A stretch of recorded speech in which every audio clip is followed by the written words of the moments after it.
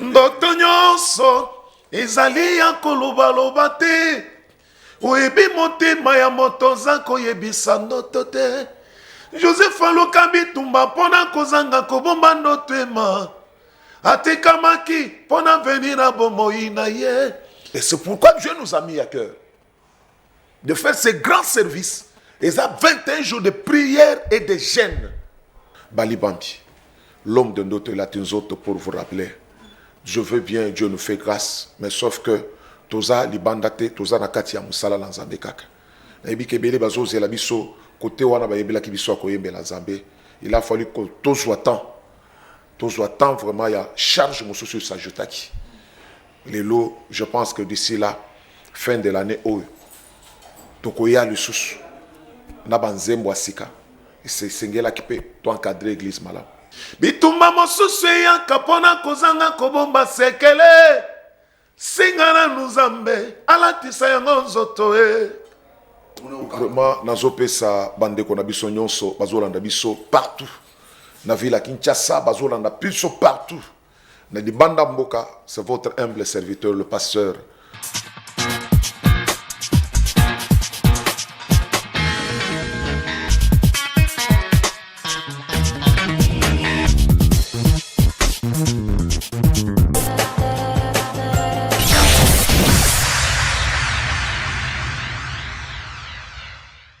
ndoto nyonso ezali ya kolobaloba te oyebi motema ya moto oza koyebisa ndoto te. Joseph aluka bitumba mpona kozanga kobomba ndoto ema atekamaki mpona venir à bomoi na ye. Bitumba mosusu eyaka mpona kozanga kobomba sekele singana nuzambe alatisa yango nzoto e. Vraiment nazopesa bandeko na biso nyonso bazolanda biso partout na ville ya Kinshasa bazolanda biso partout na libanda mboka. C'est votre humble serviteur le pasteur Balibambi, l'homme de notre latinzote pour vous rappeler. Je veux bien, Dieu nous fait grâce, mais sauf que toza libandate toza nakati ya musala la nzambe kaka. Na yebi kebele bazozela biso côté wana ba yebela ki biso akoyembe la nzambe. Il a fallu que tozwa temps vraiment ya charge mosusu s'ajoutaki. Les lots, je pense que d'ici là fin de l'année tokoya lususu na banzembo asika. C'est singela qui peut to encadrer l'église malamu. C'est une charge, une grande charge qui pèse, Bradley. Ils ont pesé, pastoral, ministère, la vie à Moutou. On ne pouvait pas encore suivre 2 livres à la fois. Mais on te donne maintenant le brebis. Non, il faut prendre le temps de rester avec ces brebis. C'est pourquoi vous avez constaté pendant ces 2 ans ici, même Ezalanga, la musique, oui, c'est un acquis. Qui ne connaît pas Balibambi? Peut-être cause à la moquette bayebi ngaite.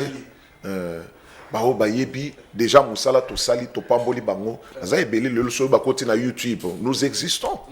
Œuvre nyon sawali. Il suffit d'écrire seulement pasteur Balibambi. Donc vous avez tout ce qui est de Balibambi.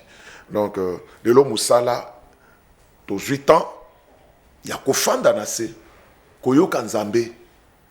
Et là, je t'ai encore une charge dans notre vie. Comment nous pouvons conduire ces brebis?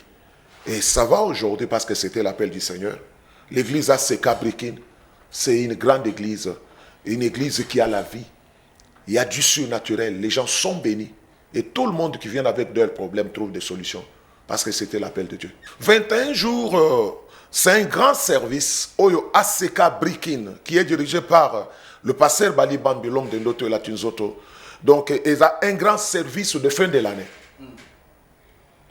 Et de fin de l'année, vous savez, chacun de nous attend et pas dans Zambé, et ça la bokonzinyo so, et ça la gouvernement nyon somboka, ou ba programme ka bénédiction, ba programme ka, pour na ko sale la, secteur tel, et ça tel mois, secteur tel mois, même Zambé pe, na moi ou, et ça na bato a programme qui a kopambo la bango. Mais vibanien, il y a réclamation il y a raté bato bakende liboso. Et ça na makambo bato mosusu. Et là fallu nzamba sale la bango depuis janvier. Tilelo azo sambela mais professeur zoloba nzamba confirmé qu'il y a ko sale la e azo mona mbule zo kendo sila. Et c'est pourquoi Dieu nous a mis à cœur de faire ces grands services. Et ça, 21 jours de prière et de jeûne. Tozo sambela chaque jour n'est à jeûne. Tosto bandaki depuis lundi. Naza interné l'église. Naba prophète, naba salle dans Zabenyos. 21 jours. Nous parlons. Parce que le problème est là, l'homme doit se découvrir. Il doit se reconnaître. Nous te sengela ciblé yayeba qui les combat. Nous parlons sur les liens de réclamation. La plupart des problèmes autour de lelo ti muto akoti na kati ya libala. Muto azui musala bien se retrouve chômeur. Azobetaka li solo ngai nazalaka na musala tel, ngai nazalaka na libala. Mais il se retrouve que à par terre, tout ça ce sont des liens de réclamation. Et nous allons expliciter ça à la lumière de la parole de Dieu. Et ceux qui viennent sont bénis. Et les gens vont prier en connaissant. Avec la connaissance, parce que la Bible dit, vous reconnaîtrez la vérité et la vérité vous affranchira. Oh, la vérité que nous reconnaîtrons, c'est la parole de Dieu. Et la parole qui est une personne qui est Jésus. Et ça service il y a 21 jours, il y a fin de l'année. Et c'est bandagi déjà dans ces cabriquines. Toujours que nous avons calcul, toujours que nous avons le 22. Dimanche le 22. Après dimanche le 22, tout le monde. Mais le problème qui est là, c'est que dans le service, nous avons réclamé dans Zambé. Moto nyonso azo constater que vie nanga non makambo ezo selemela batata mwasi makambo ezo selemela banoko bakutana na makambo ata bazwa mbongo bazonga kaka. Bien aimé, viens, on va prier ensemble. Ces obanda c'est chaque jour de 10h à 12h consultation prophétique puis prière à combat. De 15h à 16h même service. Un grand service d'enseignement et de prière de délivrance de 17h à 19h. Chaque jour. Dimanche c'est un culte aussi qu'on va mélanger comme combat de 9h à 12h à la Seka Brikine. La Seka Brikine, ils ont assemblé au Yomutunyon Soazo Fanda Nangaliema, à Ebi quartier Brikine. Sokozana Kitambo magasin, transport Anzela fleuve, au Koyana deuxième virage, à Seka Brikine, ils ont avenue tourisme, numéro 5, Tozana principal. Tozana principal, c'est là où se trouve la Seka Brikine. Et je pense que les lois est comme voir même référence à Ré. Et comment Ré a Seka. Qui tisanga et pas l'homme de notre et la tinzoto. Donc, place Wana, c'est cela où se trouve la grande assemblée à Seka Brikine de Ngaliema. Ndoto nyonso ezali ya kolobaloba te. Oyebi motema ya moto zako yebisa ndoto te. Joseph Alokambi tumba pona kozanga kobomba ndoto ema. Atekamaki pona venir à bomoi na ye. Et c'est pourquoi Dieu nous a mis à cœur de faire ces grands services. Et ça, 21 jours de prière et de jeûne. Bali Bambi, l'homme de notre latinzote pour vous rappeler. Je veux bien, Dieu nous fait grâce. Mais sauf que, Toza libandate, Toza nakati ya musala la Nzambe kaka. Na ebi kebele bazoze la biso, côté wana ba yebela ki biso akoyembe la Nzambe. Il a fallu que Tozo attend vraiment, il y a charge mosusu s'ajoutaki. Les lots, je pense que d'ici là, fin de l'année, Tokoya le sous, Nabanzembo Asika, et c'est Sengela qui peut encadrer l'église malade. Bitumba mosusu ya kapona kozanga kobomba sekele, singana nuzambe, alatisa yango nzoto e.